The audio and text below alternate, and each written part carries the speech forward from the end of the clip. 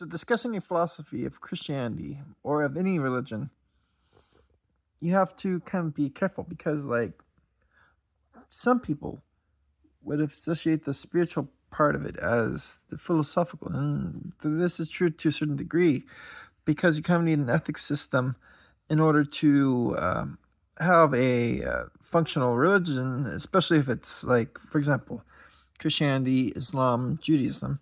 You kind of need to have an ethical system because otherwise, well, your religion's not teaching people to be good. And besides, there has to be practice. There has to be a pragmatic element to why you believe certain things. And of course, Thomas Paine talks about how any religion is good that teaches man to be good. Whether or not, I mean, like, this is a good sentiment in the fact that it's pragmatic, but it's at the same time like the best religion is the one that is true. And if no religion is true, then you accept atheism or you accept agnosticism or something along those lines, or you come up with your own. But that's not what this video is about. Right now, I want to talk about the influence of philosophy on Christianity, which comes actually pretty early. I am not saying, of course, that Christianity was invented by these philosophers. Instead, I'm actually talking about more like the cultural influence of the Greeks on Christianity, as well as the Latins, and how there's a whole discipline of philosophical theology, which, if you're Orthodox, or Catholic, or High Church Protestant, you will be aware of. So, Christianity and philosophy, where does this intersect in the first place? In the Gospel of St. John, the first chapter of it, there's the Logos Christology, where it goes, in the beginning was the Logos, and the Logos was God, and the Logos was with God. And getting around that all things through him all things came to be, and so on. The point that St. John was making was that Christ is this Logos. Now, what is the Logos? Lactantius actually gives some unhelpful translations, as well as other Latin Church fathers, talking about how it translates out to word, but also translates out to reason. Now, there's truth to that because that's basically true.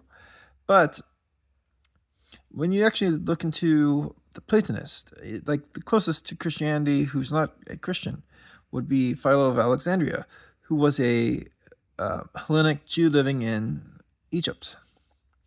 And in his On the Creation, he talks about the Logos as a divine archetypal reason that was basically the blueprint to all reality.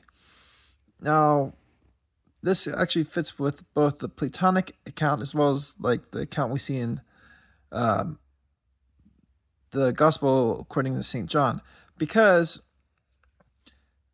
when we look at the Platonic account, basically the one emanates into the Logos, which emanates into the material reality, making the material reality as it is. In the Gospel according to St. John, through this Logos, all things are made. Now, there are differences, of course, between Platonicism and Christianity, of course. But if we're looking at it from a Christian perspective, and I'm not going to be too much into like talking about the Platonic perspective, I can do that in a different video. But in the Christian perspective, the Logos is what's called a hypostasis, which is a divine, or not a divine, it's a rational substance. A person, that's another way to talk about it, is a personhood, is like personhood. And So when you have this in mind, this person is Christ. Through Christ, all things were made, and so on and so on and so on. Now, there's a lot of reasons you can speculate onto this. For example, the idea of a divine cosmic reason could not be in a sense the same as regular reason. For one, I do not create a whole world by just thinking about it with my human reason. Yes, I can make a fictional account, I could write about it in a book, or I could expand on a video game or whatever, but that's not the same thing. I'm not creating new realities. In fact, what I'm doing is I'm imagining things. What we see with this divine cosmic reason is that whole new realities are being made, and this whole new reality is the material world. Things basically just come into being because of this divine cosmic reason. Another thing is, this is just me. Like I can defend it, but a divine cosmic reason would, of course, not function like human reason in that. Well, first I need to talk about God in the sense, like in Saint Severinus Boetius and other Christian philosophers. What is of God, like true of God, is only true in essence, because there are no accidents in God. For example, God does not necessarily love by accident, but God is love, because the essence of love is in God, or the essence of justice is in God. God is not just in the sense that man is just. So God does not happen to be just, or God does not happen to love, because God is love, God is just. In the same sense, we could say that this divine cosmic reason is not reason in the sense that humans have it, but that it's the essence of reason itself, which happens to also be divine and cosmic. Kind of more along the lines of not just a tool, but it's this individual hypostasis, or individual rational substance, which, of course, in the Christian tradition is Christ. So, in this sense, God is not just reasoning things to be, but the Logos independently reasons things into being, because the Logos is a hypostasis. Now, I could defend that later, but I just want to talk a little bit more about Christian philosophy from the patristic standpoint. So, another element of Christian philosophy that actually comes out early is in Acts 17. St. Paul references the Stoics several times because he's discussing with Epicureans and with the Stoics. And so you have to, like, some of it you could actually get by reading the book, but there's the hymn to Clynthes, for we are all his children, or the hymn to Zeus by Clynthes, for we are all his children. He changes it around to talk about the one true God in Christianity, the monotheistic, the Holy Trinity, so on. Another thing is, earlier he goes up to this altar to an unknown God. Now, if you know your ancient philosophy, Cicero talks about this altar, or this idea of like many unknown gods, that was introduced by Chrysippus in his On the Nature of the Gods. And so St. Paul, he is discussing with both the Stoics and Epicureans, but he happens to be focusing on the Stoics. And if you understand it this way, you could understand why it is that some were um, enthusiastic about it, and some were like, "What is this guy blabbering on about?" And so you could easily just imagine it was the Stoics who would probably have um, related to it, while the Epicureans probably did not because they were rival philosophies. And St. Paul was talking to the Stoics. Basically, like all his examples were essentially to the Stoics. Now, talking more about the history of philosophy and Christianity, the patristic elements. Saint Justin Martyr and Saint Augustine and Saint Maximus the Confessor, Saint Gregory Palamas, Saint Semiramis Boetius, and so on. Several of them were basically Platonist. But at the same time, you also had some that were Stoics, such as Jerome and Tertullian. Then you also had Peripatetics. So Boetius, he claimed to be Platonist, but he functionally had peripatetic type leanings because to him both Plato and Aristotle functionally taught the same things. And he actually preserved philosophy for the medievals. That's a sad story I don't want to get into right now. But through Boetius and through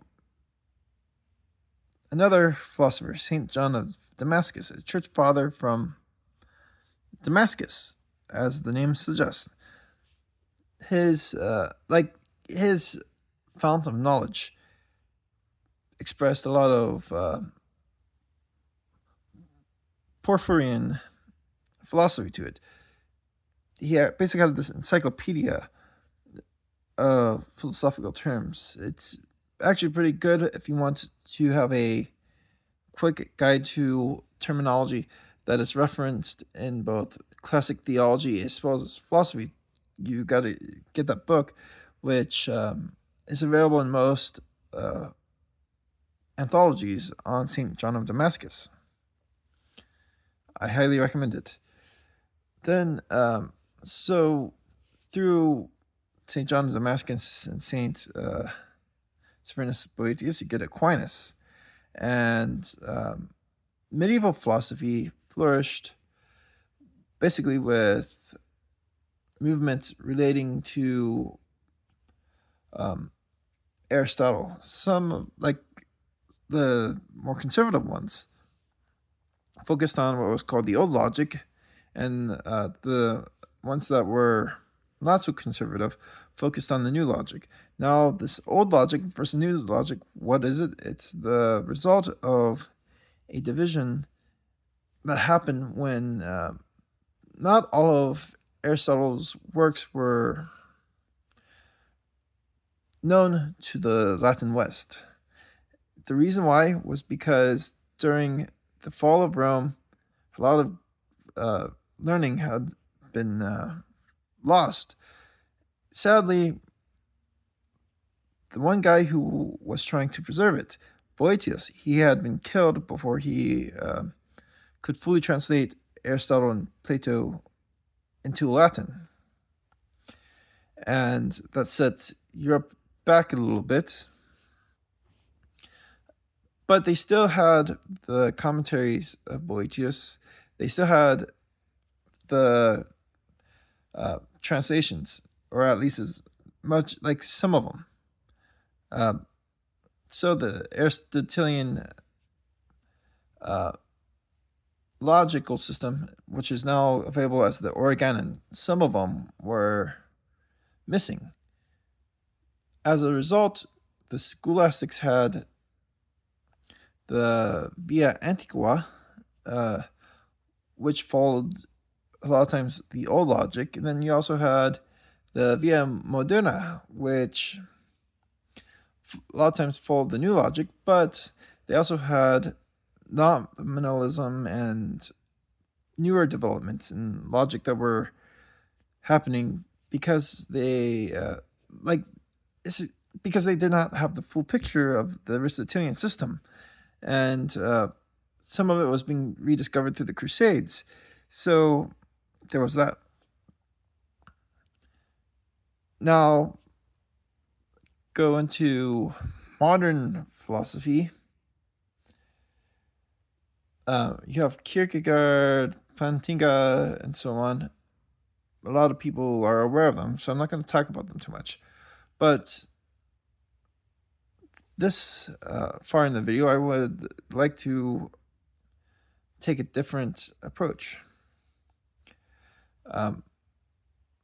Looking at the Trinity, the Christology, and other elements, like how the ancients and medievals talked about God. You had a lot of metaphysical terminology that would have been known to the ancient Greek philosophers. Ousia was the word for essence.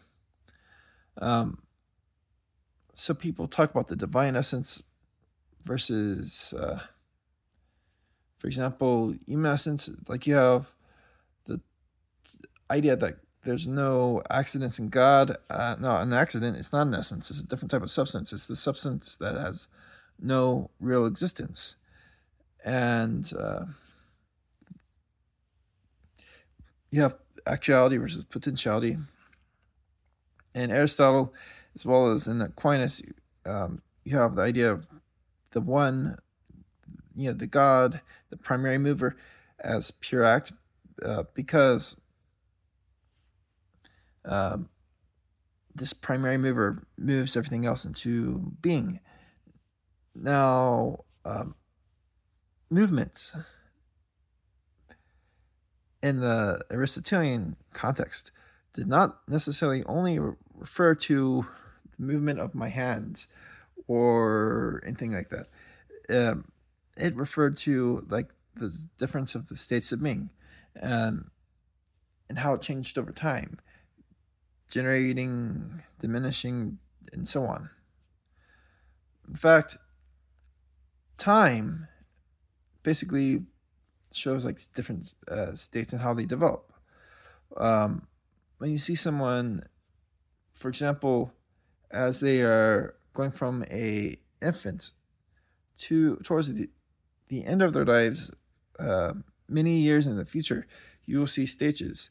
The infant becomes a toddler, the toddler becomes a young child, the young child becomes a preteen, the preteen becomes a teen, the teen becomes an adult, the adult becomes middle-aged at some point. At some point, that middle-aged person becomes elderly. Then at some point, that person dies. That's just a cycle of life. But what you see, if you take someone's life and you have pictures every year, you'll see changes in their body. Of course, everyone knows that. And that's time. But that's also motion, because it's the movement of the states of being within that person. And God does not have potentiality. God is actuality, because nothing can move the unmoved mover. Otherwise, we would call him just a mover, because he would not be unmoved, because he would be moved. So more on that would be for a video on the arguments for God, which this video is not for that.